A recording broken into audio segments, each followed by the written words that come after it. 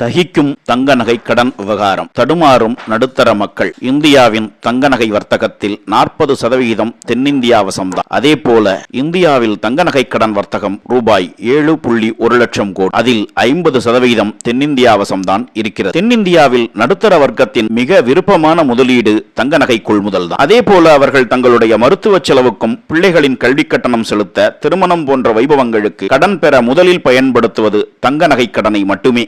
இப்போது ரிசர்வ் வங்கி அனுப்பி இருக்கக்கூடிய சுற்றறிக்கை ஒட்டுமொத்த நடுத்தர மக்களையும் பெரிதும் பாதிக்கக்கூடியதாக இருக்கிறது. நகைக்கடன் வாங்கிய ஒருவர் 3 மாதங்களுக்குள் அதனை திருப்ப முடியாது. 3 மாதங்களுக்கு பிறகுதான் திருப்ப முடியும். மேலும் 1 வருட காலத்திற்குள் அசலுடன் வட்டியையும் சேர்த்து செலுத்தினால் மட்டுமே திருப்ப முடியும். மறுநாள் அந்த நகையை திரும்ப அவர்கள் வைத்து பணம் பெறலாம். முன்பெல்லாம் வட்டியை செலுத்திவிட்டு அதனை மீண்டும் அடமானம் வைக்க வங்கிகள் அனுமதித்தது. நகர்ப்புற வங்கி கிளைகளில் ரூபாய் 4 லட்சம் 5 லட்சம் என்றாலும் முதல் நாள் திருப்புகிற நகையை மறுநாள் வைத்து அன்றே பணம் பெற முடியும். ஆனால் கிராமப்புறங்களில் முதல் நாள் திருப்பி மறுநாள் அடமானம் வைக்கிற போது அதற்கு அடுத்த நாளே அவர்களால் பணம் பெற முடியும். பணம் இல்லாத ஒருவர் பணம் புரட்டுவதற்காக தங்கள் நகையை அடகு வைக்கிறார்கள். அப்படி இருக்கும் போது முழு தொகையையும் அசலுடன் சேர்த்து கட்டினால் மட்டுமே அவர்களால் மீண்டும் அதனை வைத்து பணம் பெற முடியும் என்றால் எப்படி அவர்களால் பணம் பெற முடியும்? அப்போது வட்டிக்கடைக்காரர்கள் வங்கி வாசலில் காத்திருந்து நகை அடமானம் வைத்தவர்களிடம் நாங்கள் பணம் தருகிறோம், 2 நாட்கள் கழித்து வட்டியுடன் திருப்பித் தாருங்கள் என்று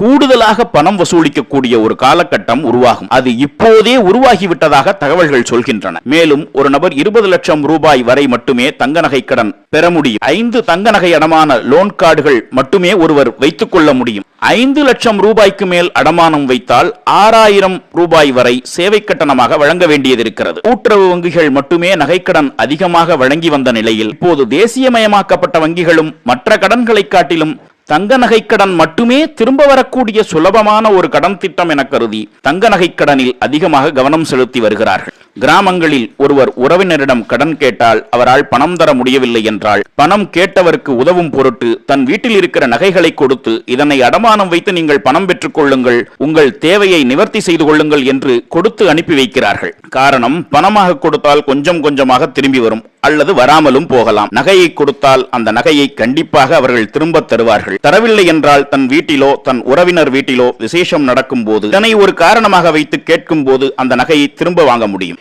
இதன் மூலம் உதவி கேட்ட உறவினருக்கு உதவவும் முடியும், கொடுத்த பணத்தை வாங்கவும் முடியும். அதனால் பெரும்பகுதியான கிராமப்புறங்களில் இந்த வழக்கம் தொடர்கிறது. தங்க நகைக்கடன் 50% மட்டுமே வங்கிகள் வழங்குகிறது.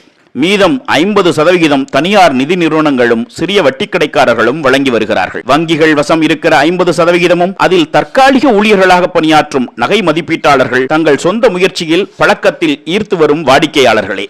இப்போது சில வருடங்களாகத்தான் வங்கி நிர்வாகங்கள் நகைக்கடனில் அதிக அக்கறை காட்ட துவங்கி இருக்கிறது. தங்க நகைக்கடன் வழங்கியதில் வராக்கடன் ஏற்கனவே குறைவாக இருந்தது, இப்போது வராக்கடன் அதிகரித்து இருக்கிறது என்று சொல்கிறார்கள். ரூபாய் 6696 கோடி தங்க நகைக்கடன் மூலம் வராமல் இருக்கிறது என்று ஒரு புள்ளி விவரம் சொல்கிறது. நகை விலையின் ஏற்ற இறக்கம் காரணமாக இதனை குறுகிய கால கடனாக மாற்றி சட்டதிட்டங்களையும் கடுமையாக்கி இருப்பதாக வங்கிகள் தரப்பும் அரசும் சொல்கிறது.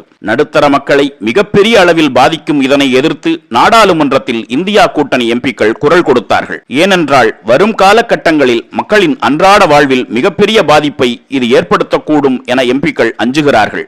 ஆனால் இன்னொரு புறம் பெரும் தொழிலதிபர்களின் வராக்கடன் ரூபாய் 16.35 லட்சம் கோடிகளை கடந்த 10 ஆண்டுகளில் வங்கிகள் தள்ளுபடி செய்திருக்கிறது என்பதும் குறிப்பிடத்தக்கது. சாமானியனும் வங்கிக்குள் வர வேண்டும், வளர வேண்டும் என்ற உயர்ந்த சிந்தனையில் அன்னை இந்திரா காந்தி வங்கிகளை தேசியமயமாக்கினார். அந்த சிந்தனையும் நோக்கமும் படிப்படியாக கடந்த 10 ஆண்டுகளில் சிதைக்கப்பட்டுள்ளது. ஆளும் அரசு மக்களின் மனநிலையை அறியாமல், மக்களின் சிரமங்களை அறியாமல் எடுத்திருக்கும் இந்த நடவடிக்கை மக்களிடம் கோபக்கனலை கிளப்பியிருக்கிறது.